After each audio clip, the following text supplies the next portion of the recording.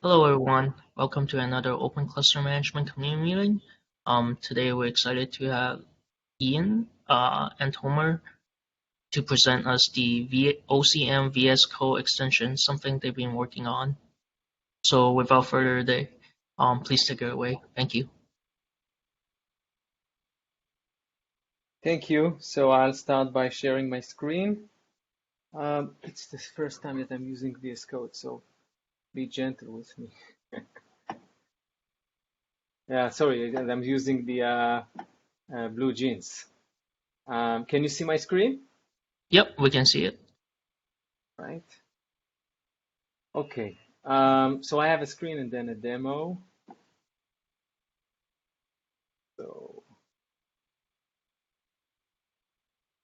okay. So what is our goal? Our main goal was to create an extension for VS Code in order to increase the OCM adoption for developers or any user who wants to develop on a hybrid mode.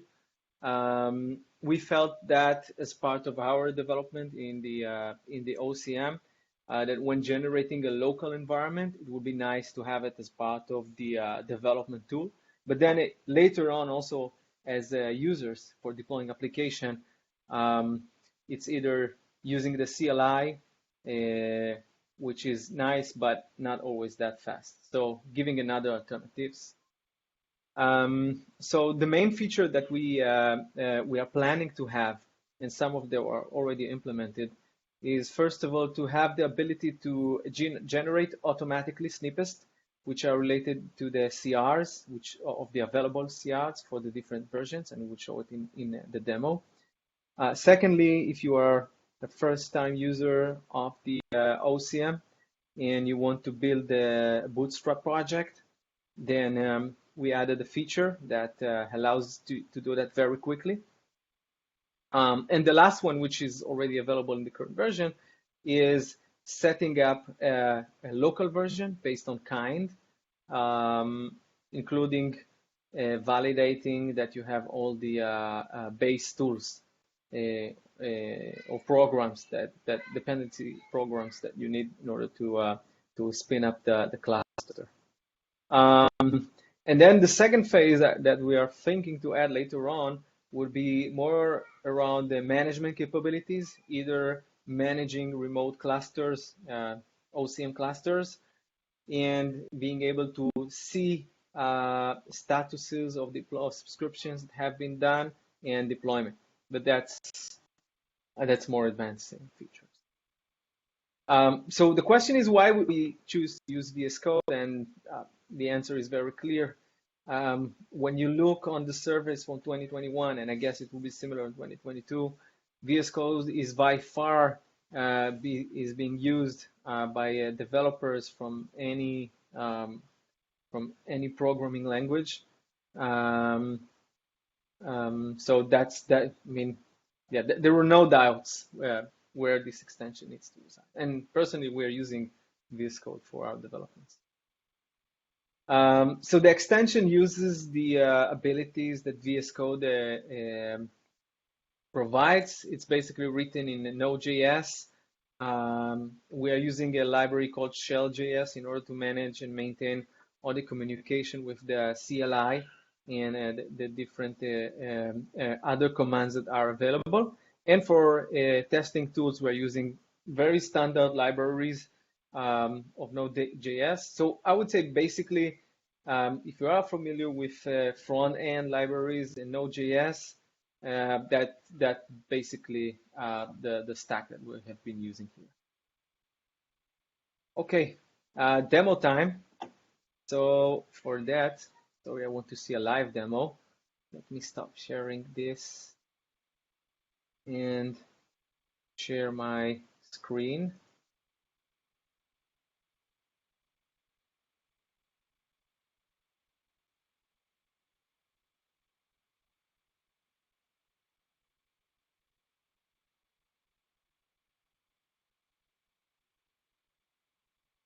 Second.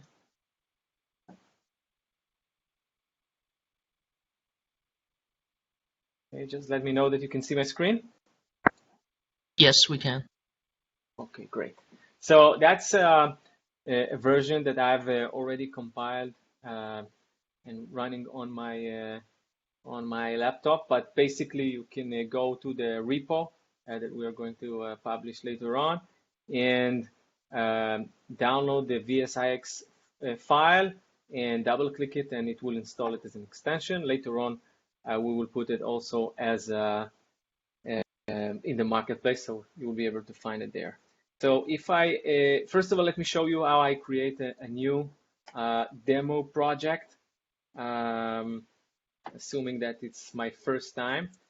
So if I click on that, I can have create, we have two options. So create an application manager project.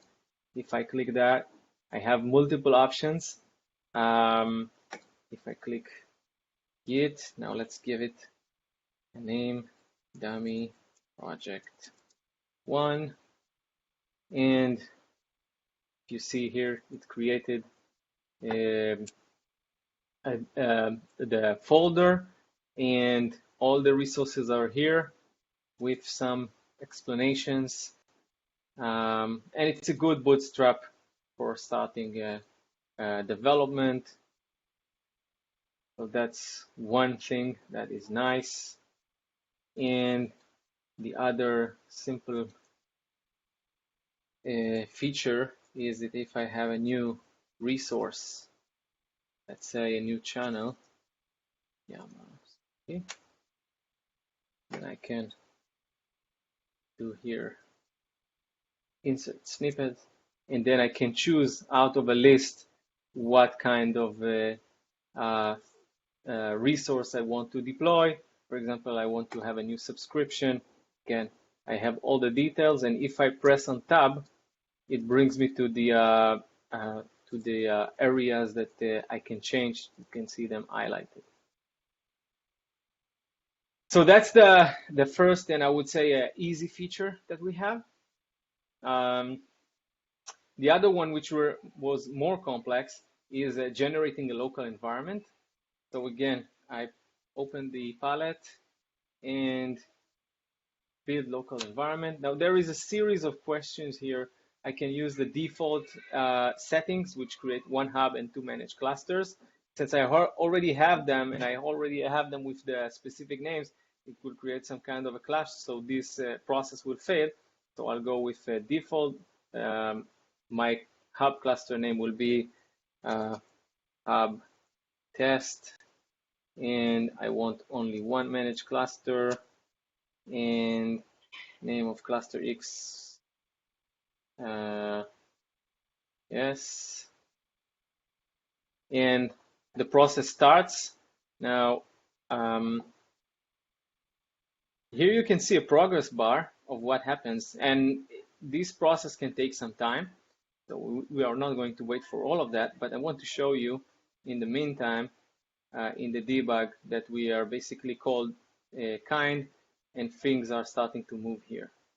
So you can see that we are basically calling the command line that exists on your laptop. So you need to have kind installed, you need to have Docker or Podman, you need to have all the dependencies that are needed for that. And if you are not sure if you have the dependencies, so if we go here, verify required tool will do that for you, and will ensure that you have everything that you need.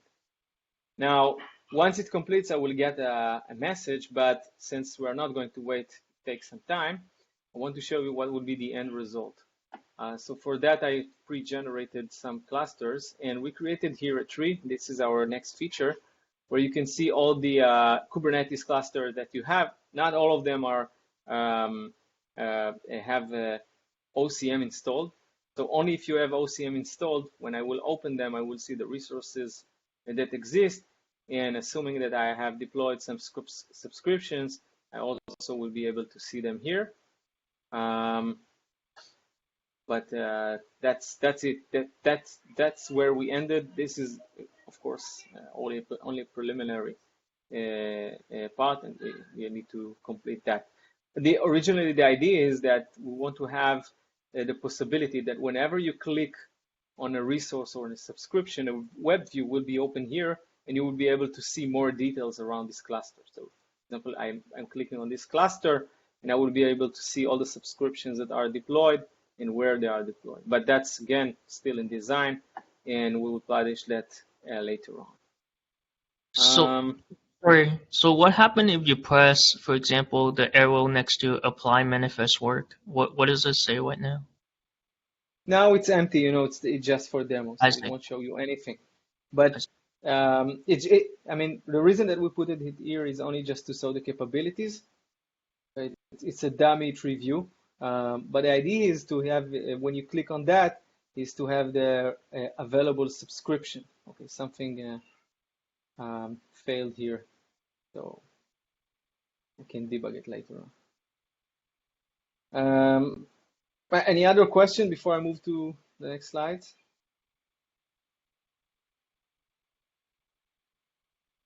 Oh, Tomer said you can click clusterlet. Clusterlet.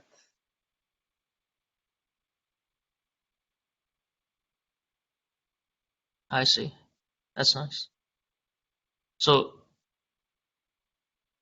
is this list generated by checking against the API server, or it's just hard coded for now? No, this one goes to the using the kubeconfig, and through that it goes to the API server. Very nice. Yes, but again, it's really preliminary. We have much work to do. This is like a very simple mock-up of how we think it would be good to see the details of our subscriptions. But then again, that can evolve, and maybe we can create multiple screens. But the idea is to give you some notion of your application status, since it can be deployed on multiple servers, on multiple clusters. So you gain some view on the status on that. Some open questions that we still have. So one thing that we would like to do is move the repo. It's currently under my name, so we want to move it under the OCM organization, and this is why we are also introducing this feature today. Another one, we have some challenge in order to identify hub clusters. We're doing that by identifying one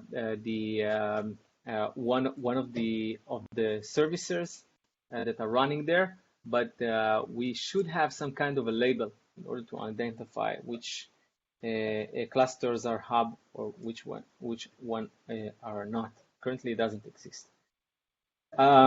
Then there is a question of how to publish the extension. So technically, it's not difficult, but then we need some kind of an account coming from the OCM community in order to publish on that.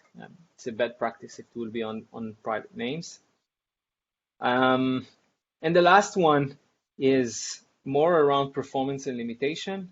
We would like to test at some point how many managed clusters can be viewed through the application without causing huge performance, how many lines you can put in the tree view, and maybe it's not the correct way, so maybe we need to have some search.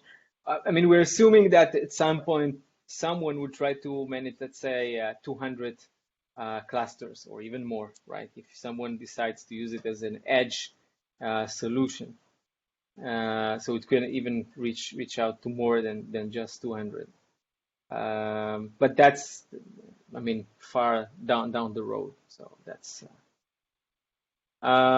last slide is more around what is needed in order to publish the extension under the marketplace. So generally, there is the VSCE. It's a CLI tool provided by VS Code that does all the packaging and publishing.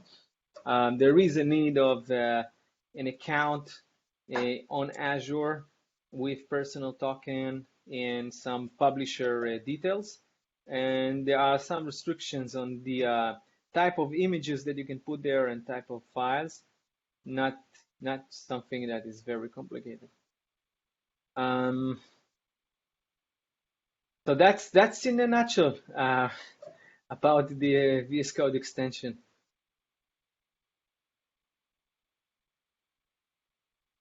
Thank you. I think that was great. Qiujang and Minkim, what do you think? Because especially the part where you were able to explore a little bit about the hub cluster and the managed cluster, because we got a question yesterday from KubeCon, for example, if we have a UI interface, and I feel like Mm. this could be like a very early stage, alpha stage of a UI. What do you guys think, Minkim, Qiujang? I think it's gonna be really helpful for the OCM users to have a such an UI to visualize the resources across multiple clusters, like in a tree hierarchy, just like what we did in the cluster ADM tooling. If you try the command cluster ADM gets add-on, then you will see that the output structure is kind of like what we have in this VS Code instances. The first layer is the first hierarchy is the cluster name, then the second is resource types, and the third hierarchy is the resource names. Then so that you can users can just can understand the status of the dispatched resources across multiple clusters. Um, yeah, the visualization is I think in my I think the visualization is gonna be helpful for Kubernetes beginners to um to to to to extend their single cluster architecture to multiple cluster architectures. Um, and as for publishing the add-on the extensions to the VS Code marketplace, I'm not sure uh, uh, if the Microsoft guys can help us a bit, because currently we had the OCM add-ons uploaded and published in their object storage buckets. Um, I'm not familiar with the extension publish process, but um, if they can help a bit on that, that's gonna be useful. Yep, I can reach out to Wine about that once we think it's more polished and ready to be published. Qiujang, what do you think about this project? I feel like this is a great addition to the OCM community. Yeah, yeah, I think so. I think that this looks really great. I think something that I really also like to see is so something like if we can connect the extension to an existing OCM control plane. Um, Maybe currently, to my understanding, currently it is to bootstrap the kind clusters, and you always connect to the kind clusters. But I think it will be helpful if there is a way that I can, for example, input a kubeconfig, and then I can start to connect to existing control plane, and then from there we can show the existing resources and operate, for example, the subscriptions or the manifest, etc., onto that cluster. Definitely, it's one of the things that we wanted to do. And it's on our backlog list. The thing that we faced, and I think I mentioned it earlier, we don't know when we connect into a remote cluster. We don't know if it's an hub cluster or not. Now, we have some ideas how to bypass that, but it could be good if there will be some kind of a field in a cluster or label that notes you that this is a hub cluster. So I think you can check whether, so there's a resources called cluster manager, and Yeah, yeah, I'm not sure if yeah, that. but it felt a bit like a hack Mhm. because the resource can exist without having the cluster itself. Yeah. Actually, the label is this label could be the same. Right. Another thing that I think maybe not right now, but this is a really good part that we can use, for example, to help to develop the add-ons in the future. Like we can use that, and maybe we can have some more extensions, like the user can easily to develop an add-on in the OCM and to test using the kind clusters in the OCM. Yeah, that kind of reminds me of the another tool in Kubernetes named the Kubi Builder. We have the Kubi build the prototype of the Kubi Builder tool is named API Server Builder, which is a very old project, like incubated about 5 or 6 years ago. That tool is basically helping the users to generate based on boilerplates, a templates of projects. So users can easily work on the generated projects by editing appending or editing the contents. There's some I think based on what we learned from maintaining the Kubi Builder, the API Server Builder, I think sometimes such an project generating rendering tool can be more complicated than we thought initially, because there are some edge cases we have to deal with. For example, the users can users can have their arbitrary customizations added to their generated projects, like which anyway, I think the generating the template projects is it's hard to it's hard to take care of every users, but the easiest thing to do is just generate an initial project and let the users to do the first the further customizations. Yeah.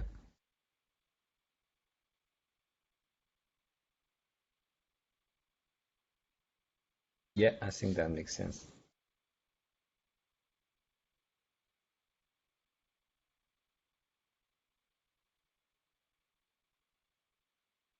Anyone else have any comments? I linked the issue to the repo creation in the chat. If you have any additional feedback, please share it either here or over there at the issue. But I feel like we can probably create a repo so we can migrate the code from privately to over to the community. Qiuzheng, and what do you think? Yeah, I think that sounds great idea. Okay, nice. Nice. Thank you, guys. I just recall that one obstacle we had in Kubi Builder is that the public interface, for example, the interface of agent add-ons in the add-on from the add-on framework, the interface can be changing over time. For example, we add a new method which will breaks the compatibilities of the generated code. Like no matter like either you're adding a method or deleting a method, will just break the compiling. Is it because the framework version, the framework can be diverging from the from the code templates. Yeah, I think that's a problem if we do that. Yeah, the, Do you think that? yeah, go ahead. Do you think that if we don't really generate a template, but we could use this extension as a way to test, like the user can develop the add-on separately, but with using this way to somehow test or debug on that.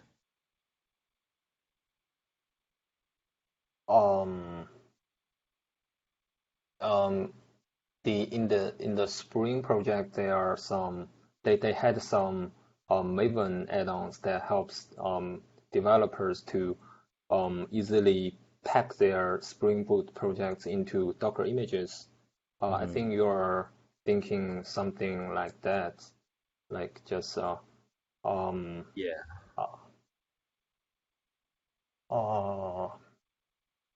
yeah, I think that will be a easier start because the interface the compiling issue is in the Kubi builder community they I think they are personally I don't think the Kubi builder community is solving the problem very well because they had this issue for like many the issue remains for like over many years and recently they had a some sort of complicated framework named plugin system, which basically allows which is for solving the interface the code templates compiling issues. They they had like currently they had like 3 versions of code template. They're all modeled into plugins for Kubi Builder. Anyway, it's I think the there's no easy way to solve this compiling issue very well. I think. Yeah.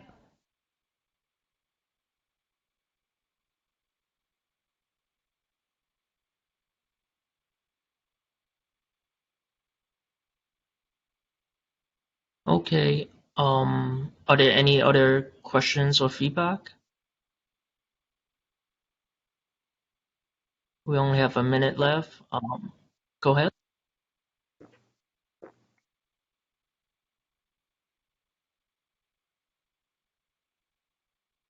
Was there someone that want to say something?